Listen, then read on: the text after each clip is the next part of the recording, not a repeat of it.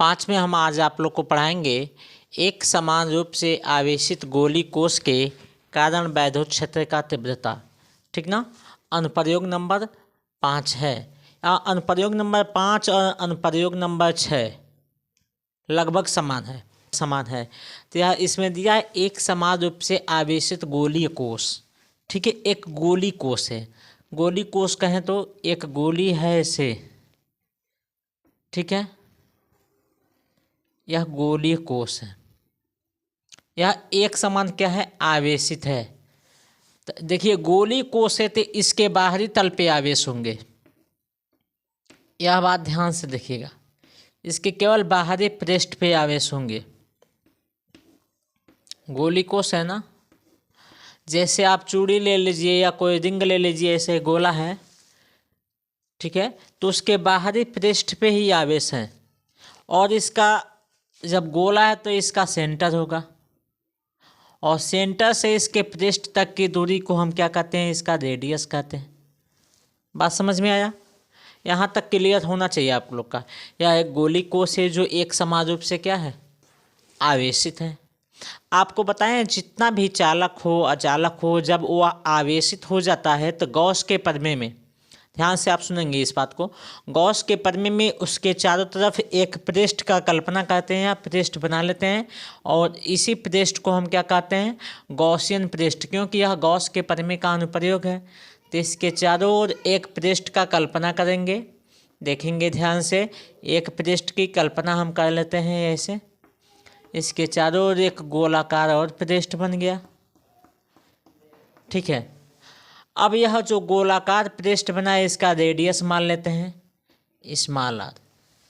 यहाँ तक किसी को डाउट नहीं होनी चाहिए।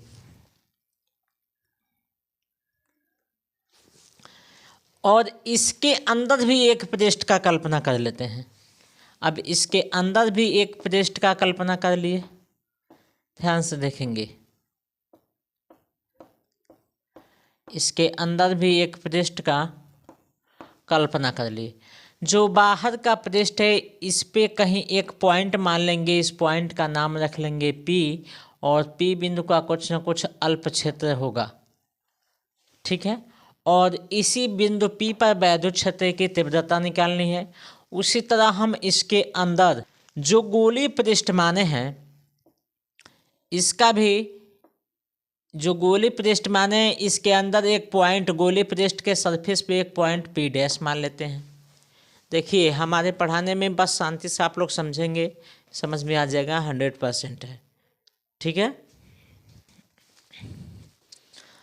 अब जैसा कि आप लोग अनुप्रयोग बहुत सारा हम पढ़ा दिए हैं, लगभग 4 अनुप्रयोग पढ़ा दिए।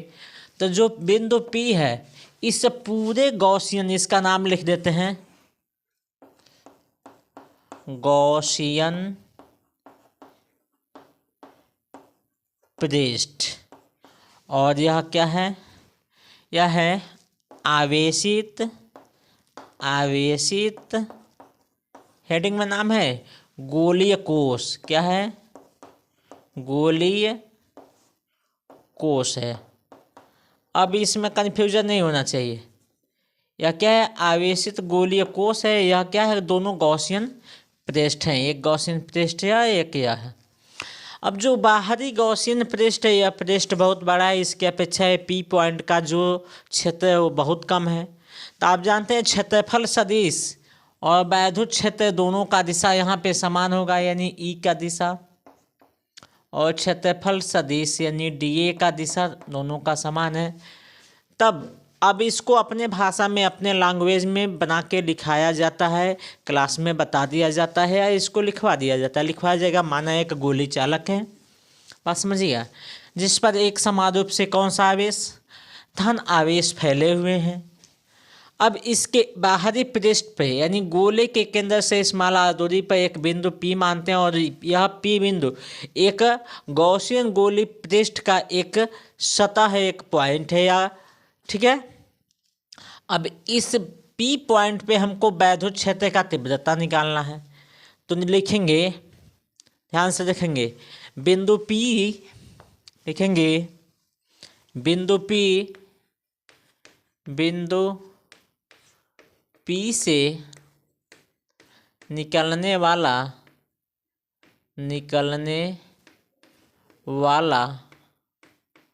वैद्युत फ्लक्स। इसमें आपको एक कंडीशन नहीं बताए हैं।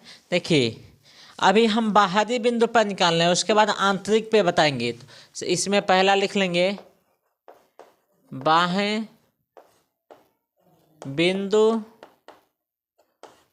P पर तीव्रता। एक आदत थोड़ा सा गड़बड़ हो रहा है। मेन जो हेडिंग है इसको अंडरलाइन होना चाहिए, अंडरलाइन करिए, ठीक है। अब इसमें निकालना है बाह्य बिंदु पर तीव्रता। बाह्य बिंदु पर निकालते हैं तो बाह्य बिंदु कौन सा है? P पर। P से निकालने वाला वैद्युत फ्लक्स। वैद्युत फ्लक्स का फार्मूला हम पढ़े हैं, अल्प है तो d phi E equal to E dot dA। तो यह तोड़ेंगे तो क्या हो जाएगा? E dA cos theta. आपको बताएं थीटा की वैल्यू 0 तो cos 0 की वैल्यू 1, तो यह हो जाएगा E dA, ये d फाई E। अब संपूर्ण पृष्ठ के लिए निकालेंगे, लिखेंगे संपूर्ण कौन सा पृष्ठ है? गॉसियन पृष्ठ के लिए।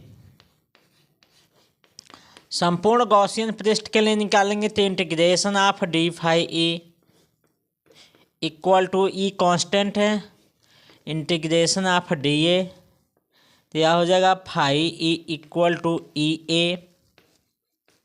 समीकरण नंबर 1। यहाँ तक में किसी को डाउट है जी? बोलो बोलो बोलो जल्दी। नहीं है डाउट? ठीक है बाबू, नहीं है तो अब समीकरण 1।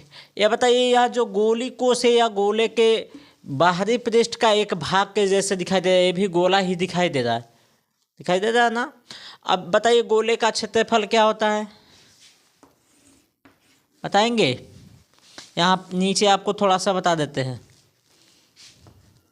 गोले का क्षेत्रफल A इक्वल टू 4 पाई, इसका रेडियस कितना है जी? P बिंदु का, ए बाहरी गॉसियन पृष्ठ वाले गोले का R है, R स्क्वायर। क्या समीकरण 1 में A का मान रख देते हैं? लिखते हैं समीकरण 1 में A का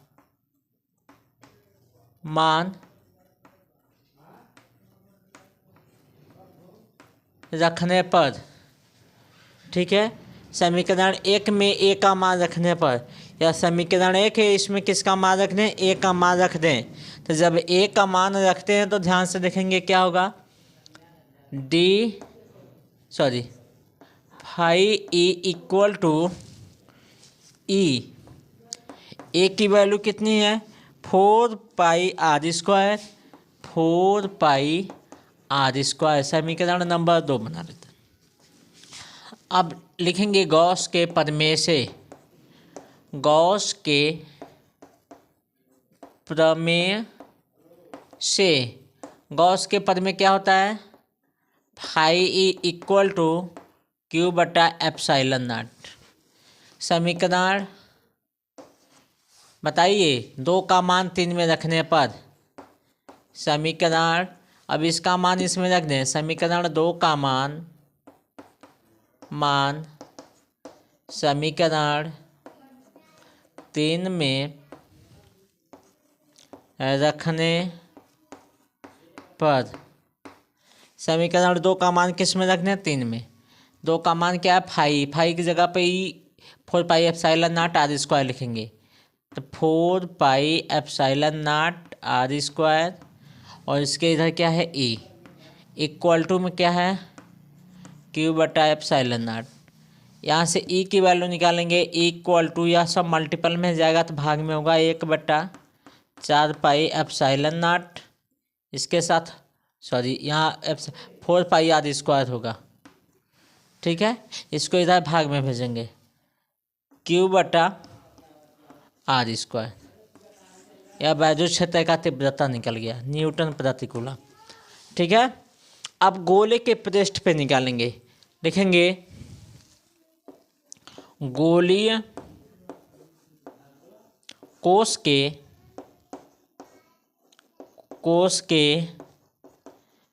पृष्ठ पर तीव्रता, गोली कोश के पृष्ठ पे, ये तो गोली कोश से कुछ दूरी पे था, गॉसियन पृष्ठ पे था, अब गोली कोश पे निकालेंगे। तीव्रता सब सेम होगा, केवल रेडियस बदल जाएगा। यह अधिक दूर है स्मॉल आर, यह कम दूरी पे है तो इसको कैपिटल, दो अलग अलग लिए रेडियस बदल जाएगा। तो यह हो जाएगा equal to 1/4 pi epsilon naught q बटा, यहाँ पे स्मॉल आर है इसका लिए हैं, तो अब इसका लेंगे तो यह कैपिटल आर हो जाएगा आर स्क्वायर, इसका भी हो गया। ठीक है, फिर से एक स्टेप इसमें और बढ़ा देते हैं। अभी तो ये गोले के पृष्ठ पे निकला, एक स्टेप इसमें और बढ़ा। ठीक है, लिखते हैं यदि माना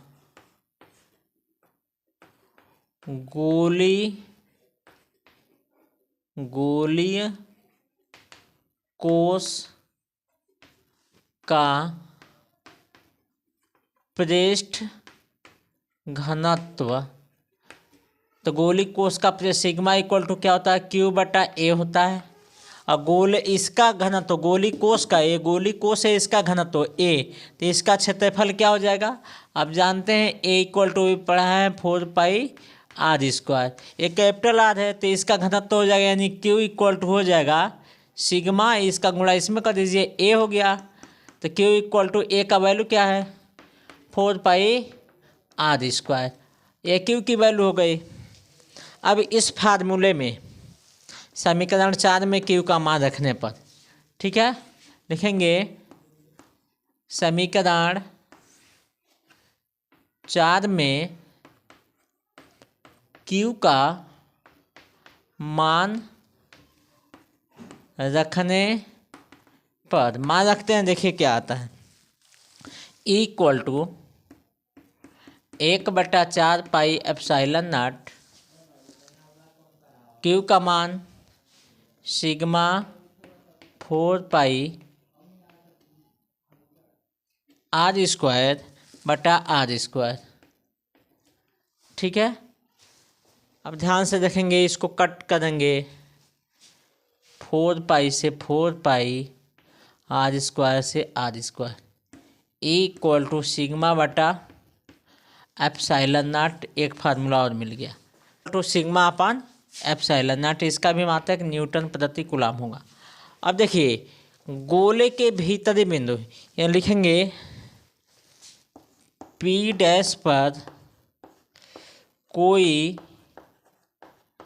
तीव्रता नहीं होगा,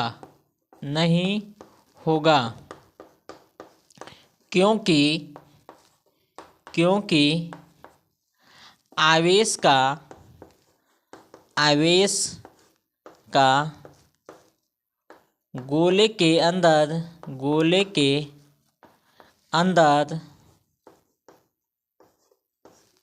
कोई प्रभाव नहीं पड़ेगा,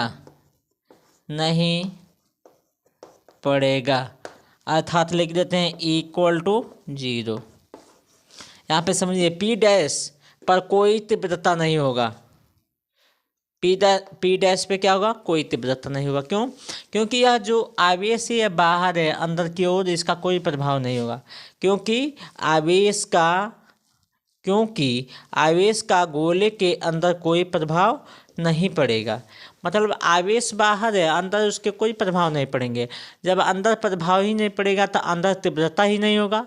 तो आपका ये डेरिवेशन पूरा कंप्लीट हो गया। ठीक है, इस डेरिवेशन में किसी प्रकार का दिक्कत हो तो रिपीट करके देख लीजिए। लास्ट डेरिवेशन इसका हम पढ़ाने चले हैं, 6वां अनुप्रयोग। ये बहुत ही इंपॉर्टेंट है, 6वां, इससे टफ है थोड़ा। ठीक है, लिखिए इसको।